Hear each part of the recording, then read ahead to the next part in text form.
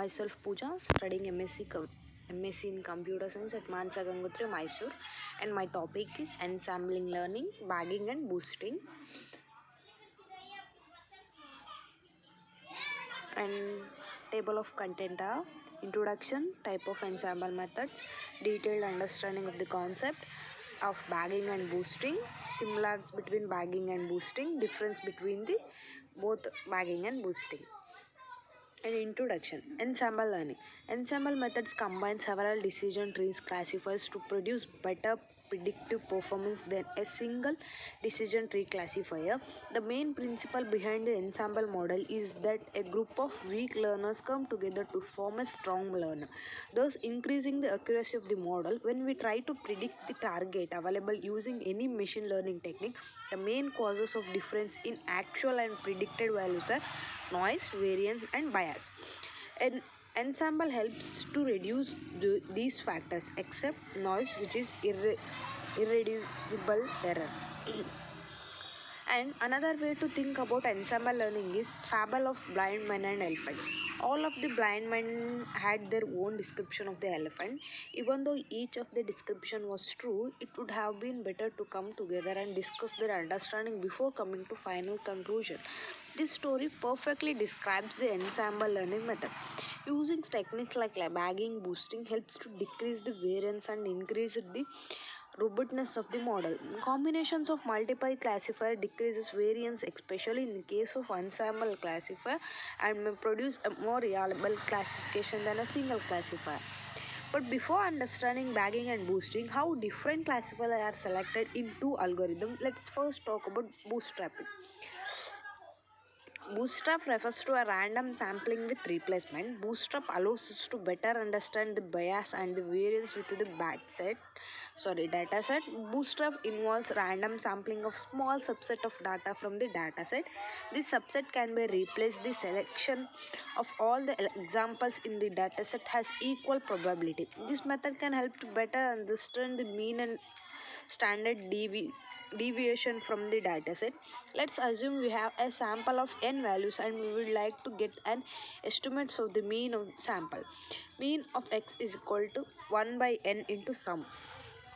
We know that our sample is small and that our mean has error in it. We can improve the estimates of our mean using the bootstrap procedure. Create many random subsamples of our dataset with replacement. Calculate the mean of each subsample.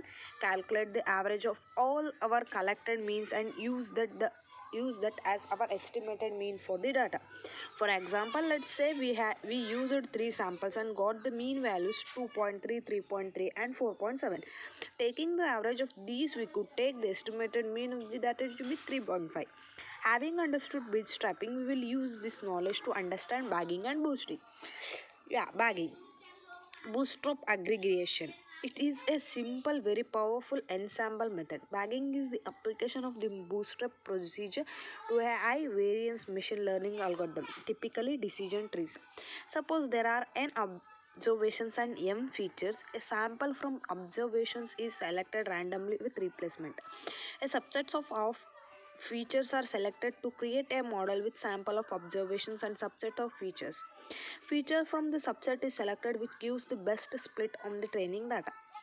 This is repeated to create many models and every model is trained in parallel. Prediction is given based on the aggregation of predictions from all the models. When bagging with the decision trees, we are less concerned about the individual trees overfitting the training data. For this reason and for efficiency, the individual decision tree are grown deep and the trees are not pruned. These trees will have both high variance and low bias. These are important characteristics of submodels when combining the predictions using bagging. The only parameters when bagging decision trees is the number of samples and hence the number of trees to include. This can be chosen by increasing the number of trees on run after run until the accuracy begins to stop showing empowerment. Advantages of big are reduces overfitting of the model, handles higher dimensionality data very well, maintains accuracy for missing data. Disadvantages are, since final prediction is based on the mean predictions from subset trees, it won't give prescribed value for the classification and regression model. Boosting is an ensemble modeling technique which attempts to build a strong classifier from the number of weak classifiers. It is done building a model by using weak models in series. Firstly, a model is built from the training data, then the second model is built which tries to correct the errors present in the first model. This procedure is continued and models are added until either end the complete training data set is predicted correctly or the maximum number of models are added. AdaBoost was the first really successful boosting algorithm developed for purpose of binary classification.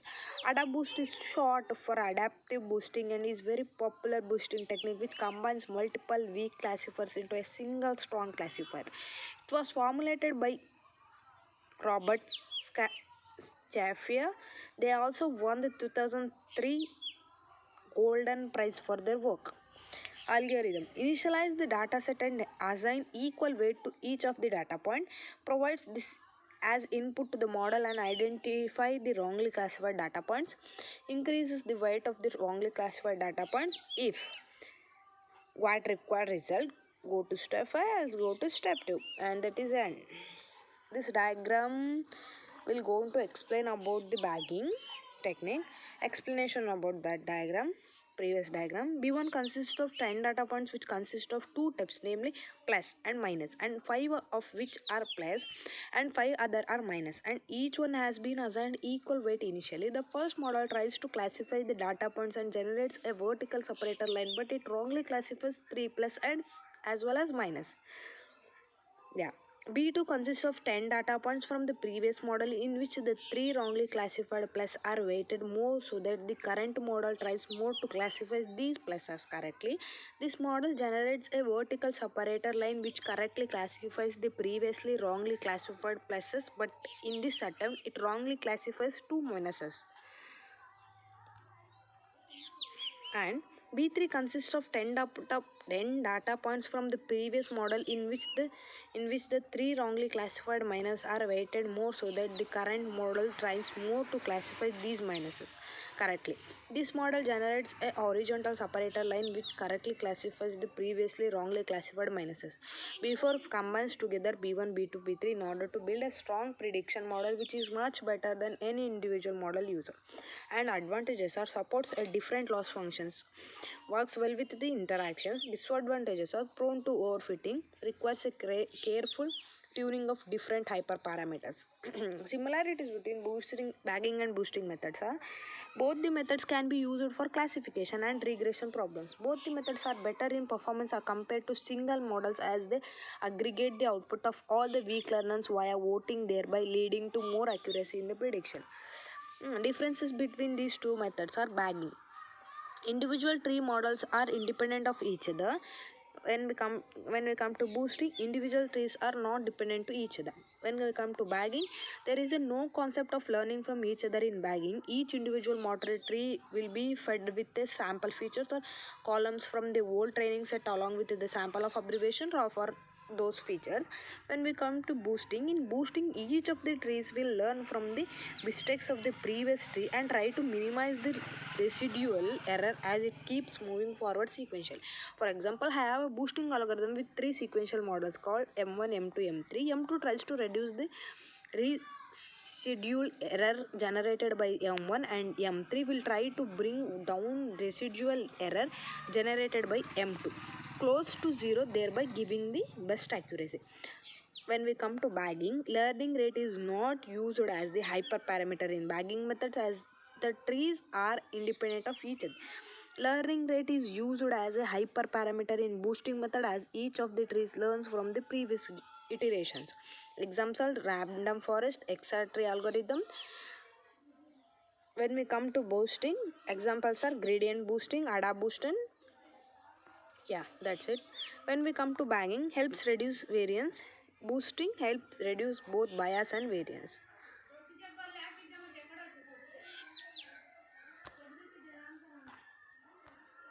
And yeah, that's it.